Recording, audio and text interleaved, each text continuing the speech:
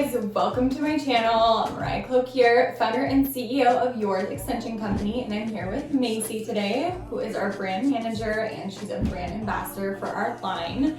And today we just want to talk to you guys about extension aftercare. So this can be like a huge problem when you get your extensions and then afterwards, if you weren't properly instructed on how to take care of them or you're not following directions, you can run into things like breakage, a dry hair, and there's just nothing worse than dry, brittle extensions. So we just want to make sure that today we teach you how to properly take care of them and make sure that that's not a problem that you're having. So, Macy, what's the biggest thing that you see in the salon? So the biggest thing I see in the salon lately has been brushing. Using either the wrong brush and over brushing to dry out your extensions and breaking off those ends because they're so dry, or just not properly brushing between the wefts actually. So you actually have to clip up your wefts and brush out the hair in between so we don't get any matting right there, which I think is something a lot of people forget to do, and they just go over their hair regularly and it misses the hair in between the wefts and then we get matting. Yeah, I totally agree with that. I think like the biggest thing is for extension wearers, you do need to use like a boar bristle brush at the install site. But what a lot of people do is they like don't want to buy two different brushes, so they'll use the boar bristle brush all the way down the hair shaft, and that's just not good for your ends of your extension. So that's where you do run into that breakage. So we recommend like using a wet brush on the ends. And like what I like to do is I like to start on the ends of my hair with the wet brush and then work all the way up until I'm reaching like the install site. And then from there, I'll just gently brush at the install site. And like Macy said, like clip up each section so that you're getting in between the wefts at the install site, because if you don't, you're gonna run into that matting. Yeah, definitely. And then your stylist is spending more time getting the mats out during your move up. And then it can cost you extra money because they have to charge for their time. So yeah, I think the next biggest thing that I run into that I'm seeing happen with clients is that they don't have enough moisture in their extensions. Yeah, definitely. And so when that happens, sometimes people then blame it on like, oh, well that extension line is dry, and that's just totally not true. What happens is your hair extensions don't get like the natural oils from the scalp that your natural hair does because they're not actually attached to your scalp. So of course the extensions are gonna feel a little different than your hair, but what you have to do is give it the correct nourishment so that that doesn't happen to your extensions. Sorry, my son's, next door, you can hear him.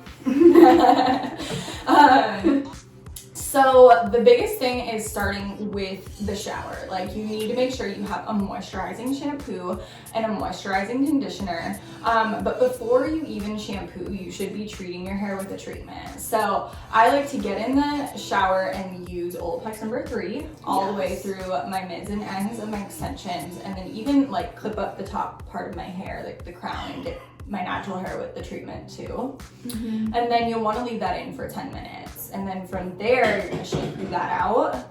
And what's our favorite brand? I love the Matrix Length Goals, shampoo and conditioner. It's seriously the best on the extensions, I think. Yeah, Macy introduced that to me, and then that's when I started using it. I was just like, okay, we're gonna add this to our course. Like this is the best. Most definitely. Yeah, so it's super moisturizing. So shampoo with moisturizing shampoo. And then you're gonna go ahead and you're gonna put a conditioner on. So Matrix does have a conditioner. I like that one, use that one. And then after conditioning, you're actually gonna wanna put on a mask. So right now my favorite is by Joico, and it's the Defy Damage mask. So you just leave it on for 5 minutes, but the biggest thing when conditioning is you really want an excess amount. So like when we're like little girls, we're taught use a pea-sized amount. You don't want to like make your hair greasy. Okay, well this is not herbal essences from Walmart here. So we do need to put an excessive amount in our hands and make sure that we're really coating our extensions. Because you have to think, you have double the hair now, so you have to treat it like that. You have to use double the amount of products, but at the same time, it's gonna last you all week because you're not gonna be washing your extensions every single day. So you're really not going through too much products. Yeah, I always say though, also, I go through 2 bottles of conditioner to 1 bottle of shampoo. Exactly. I love that. Yeah. I love that. I'm just using twice as much conditioner as shampoo. Yeah, exactly. And that's exactly how it should be. So I love that. So rinse out the mask, and then when you get done and you are towel drying your hair, you're gonna still want to brush out the install site, but not too hard. You don't want to take that brush and like rip through your hair. I actually like to take a blow dryer and kind of get it like 80% dry and then detangle, because if you try to like go through the wet hair, what happens is your hair is really elastic when it's wet, so you can end up snapping it off when you don't mean to. So that's just a little bit of advice. Get it 80% dry, then go through and detangle how we told you to. And then from there, you're gonna want to put in the leave-in conditioner. So Great Lengths has a leave-in conditioner spray that's also a heat protectant, detangler, everything, which is perfect because it's all in one and it smells really good for your hair. So it does. It's like got the best fragrance, so I love that.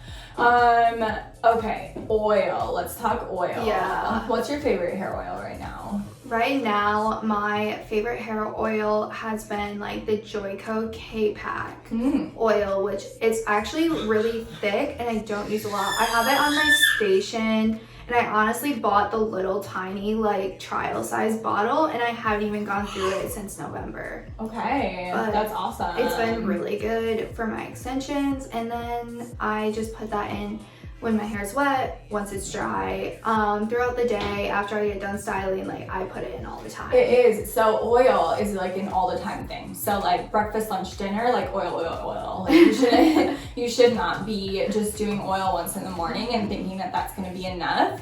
So of course we want to keep up with the oil that our scalp produces. Our scalp doesn't just produce it like at 7 in the morning before work and then just like move on for the day. Like it's all the time. So put oil in, always put an excess amount in. So again, we're taught like pea-sized amount, but that was for a pea-sized amount of hair, and now we have double the hair, so we need to have double the oil. So you can start small, but like you really want to make sure you're coating the hair. You should feel the oil on your hair. It shouldn't feel dry when you're done putting oil in. So that's the biggest thing. If you're not feeling it on the hair, it's probably not doing anything. So make sure you're putting oil on. Silk pillowcase. Yeah. So you can get a silk pillowcase on Amazon for $10. Like it's not that expensive, but sleeping on a silk pillowcase as opposed to cotton absorbs oil. So all that oil you just used on your hair, it's literally gonna soak it up. A silk pillowcase is gonna keep the oil where it belongs, in your hair, and it's just a luxury item to sleep on as well. It just feels nice. It feels nice. It does. Yes. So do you have anything to add to the aftercare that you think like people should know? I think just like not applying heat every single day. Like your extensions can hold style like for 4 days, a week, like however long you want to go. Like get a good style the first day and base the rest of your hair looks off that style. Like I just washed my hair last night, so the rest of my hair is gonna be based off this style. The last day I might wear my hair like in a braid or something because it's greasy, but it's not gonna be applying heat and damaging those extensions every single day. Yeah. And I think the biggest thing, if you're saying like, oh, but my hair doesn't hold style. Yes, it does. So probably you're lacking a moisture balance, because if your hair is not moisturized, it will not hold a style. So I would go back to all of the things that we just talked about. And then also if you're like, okay, but it's moisturized, like I'm following all the directions and my hair is still not holding a style, you have not dried your hair correctly. So hair is never gonna hold a style. Like if you curled your hair and it was still wet, like it's gonna go flat in an instant. So make sure that you're really giving yourself a good proper blowout, and before you go in and style it, your hair is completely dry. And then I promise you, if you have a moisture balance that we've taught you, and then you dry your hair completely, it's gonna hold that style all week long. So get yourself some good hairspray. Yes, good hairspray. I like to use Joico's Flip Turn. Flip Turn is my favorite, because it's got like the movability, and so you're not feeling stiff, but it definitely holds a curl. Yeah, I definitely love that one too. Yeah. It smells good. Yeah, totally. Okay guys, well, thank you for tuning in. We love to give you all the tips and tricks when it comes to extensions. Let us know what you want to see from us next, and make sure to hit that like and subscribe button. We'll see you next week.